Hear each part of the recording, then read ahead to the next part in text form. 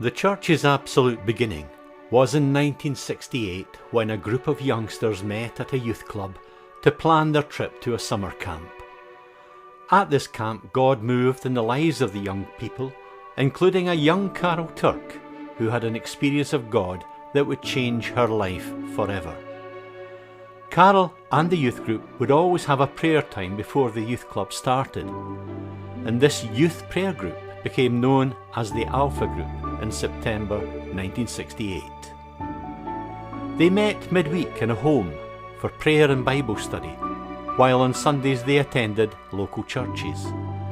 This continued until 1971, when the group became an independent house church. Every week there were new faces. Jimmy and Elma became part of the Alpha Group in 1972, after they had been touched by God in the early months of their marriage through a local minister. Ian and Kay Dorrat and Muriel Turk were also part of the Alpha Group around this time. We met as a house church until it became clear that we were growing too large to carry on in this way. The peak came in 1972 when there were 44 people crammed into one living room, which led us to look for new premises. The Church of Christ in Chapel Street had an elderly and declining congregation, but they were willing to share their building with us, and so we moved into their back hall in June 1973. And this sharing arrangement lasted until only one dear lady remained, and the congregation were going to have to call it a day and sell off the building. The lady who was left was called Agnes Livingston, and she had quite an effect on our future. Firstly, she negotiated with our church on the price of the building, insisting that they sell to us and not turn it into a pub or a carpet warehouse. Secondly, she demanded that it be sold to us at a price we could afford. And once that was agreed, we bought the whole building in 1977 for the bargain price of only £3,000. Agnes, then aged in her 60s, joined the group of young hairy hippies, all in her early 20s, in the church building where she'd always worshipped. She later said she joined us because she could see through our actions that we cared. And that first bargain church building supplied the seed capital to fund future larger buildings. We enjoyed many years evangelising from our new base and handing out tracts outside Dunfermline's pubs. Usefully, the pubs all closed at 10 o'clock at that time, and the last buses left at 11, so you could be in the town until almost everyone had gone home and still be in your own bed before midnight.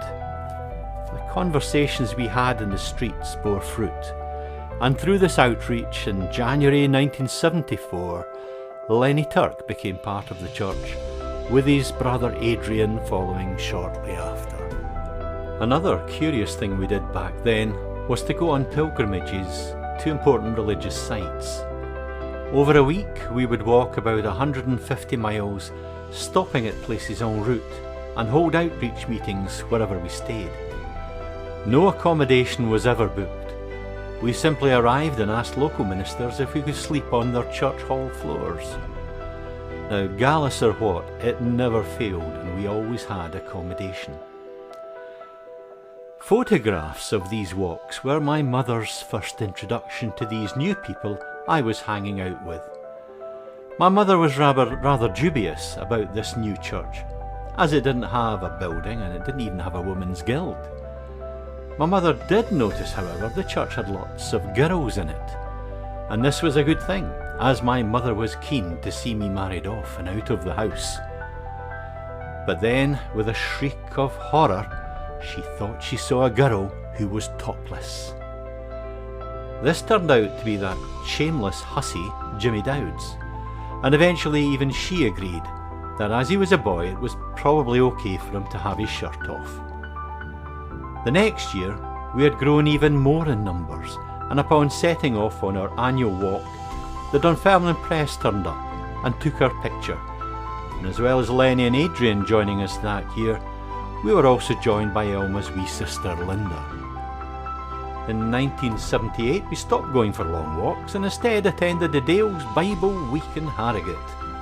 And this was an event which radically changed our thinking. A whole new direction took place with a much wider vision. The Dales era ended in 1982, after which the church underwent a change of name, becoming the Vine Fellowship, and a change of leadership, with Jimmy eventually becoming pastor and Adrian and Lenny elders. In 1982, the building in Chapel Street had become too small for us, so we bought an old silk mill in Bruce Street. Indeed, the silk for the Queen's wedding dress had been made in this building in 1947, and, to put it mildly, it was a doer-upper. It stood roughly where the town centre Tesco now stands, somewhere between the in-store bakery and the middle of the car park. Pictures taken before the restoration show a shell of a building, which had recently been a joiner's workshop. Once renovated with its town centre location, it opened up many more opportunities. One thing we did was to start a town centre youth work called the Rock Cake Cafe. A social worker who turned up accidentally one night when the cafe was on had a wee look in the hall to see what we were up to. He emerged ashen-faced to announce that his entire social work caseload was in that room. Sometimes you just know when you're throwing your nets out of the right side of the boat. While the building continued to be a huge blessing, its roof was failing, and despite our best efforts it continued to leak. In 1994 we decided to sell it to Thompson's World of Furniture and find another less damp home. For the next 8 years we rented the Netherton Institute, a council-owned hall for our meetings.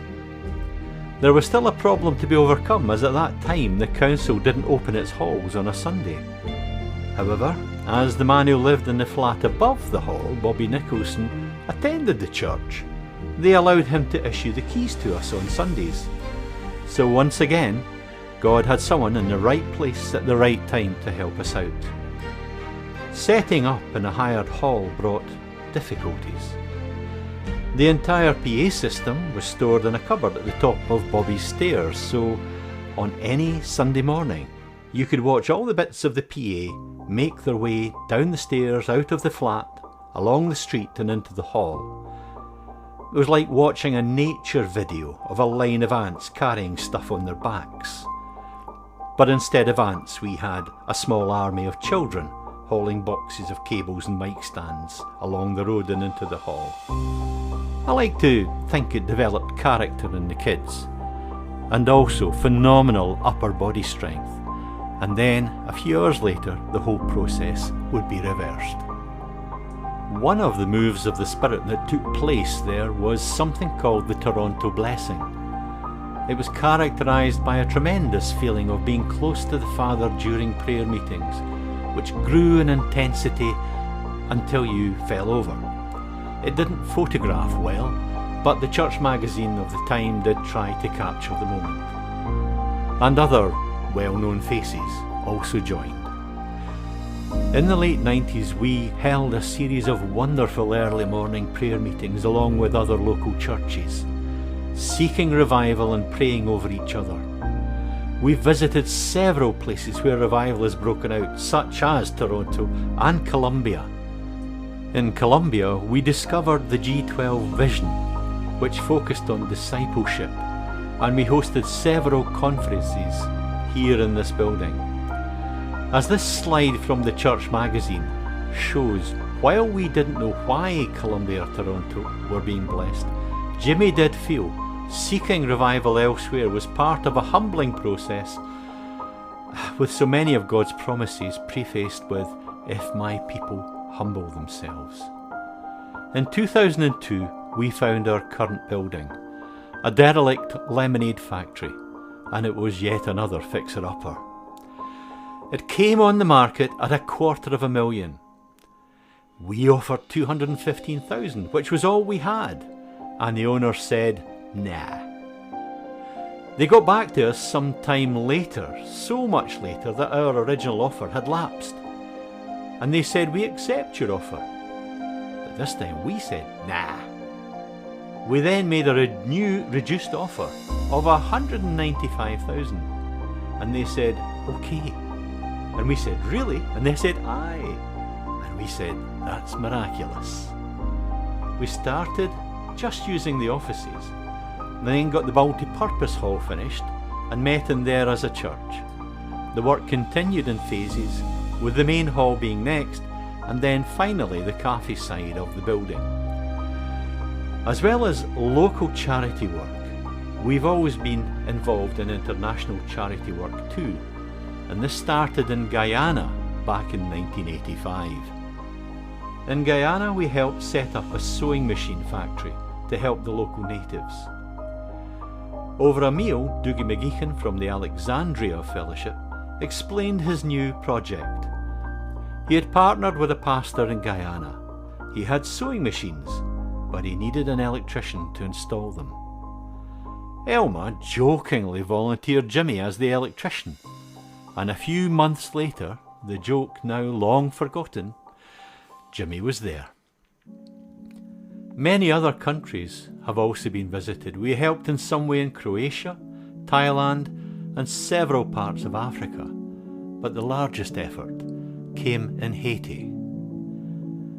Our charity wing Lemonade had been digging wells on the island of La Gonâve since 2007, so when the earthquake hit in 2010, we already had knowledge of the area and had trusted contacts on the ground who could inform us of the most immediate needs. The earthquake killed between 200,000 and 400,000 people, and the needs were immense. Over the years we helped rebuild the hospital, an accommodation centre, an orphanage, and have run several medical programmes, including vaccinations and health checks on the children and the other people there. And we continue to give through Lemonade and Compassion to this day. In 2005, our attention shifted in yet another radical new direction. Frenzy was our foray into Christian music festivals. It took place in June 2005 at Ingolstadt. Christianity Today reported that a spokesman for Lemonade Productions stated, "It was our desire for Christians to look at this event and feel so confident and excited about it that they would compel their non-Christian friends to come also. Our heart is to see our nation changed and set on fire for Jesus." Frenzy ran until 2010 and it got us known all over the country. When visiting a church on the Isle of Lewis, we mentioned we were from Dunfermline and were immediately asked if we were from the Vine. It turned out their youth group had journeyed down from the islands to Edinburgh in a fleet of minibuses to attend Frenzy and had had a fantastic time. So, to sum up, we've got here through the efforts of many, but we're well led by a few. What we are and have today was gained by passion and vision. You can't look at the pictures of even the building renovations and not see that there was vision being enacted with determination. We'll need the same things, passion and vision, going forward, and the ability to see the gold in everyone, as Jimmy once put it. To quote an old African proverb, if you want to go fast, go alone. But if you want to go far, go together. Let's go together. Let's go far.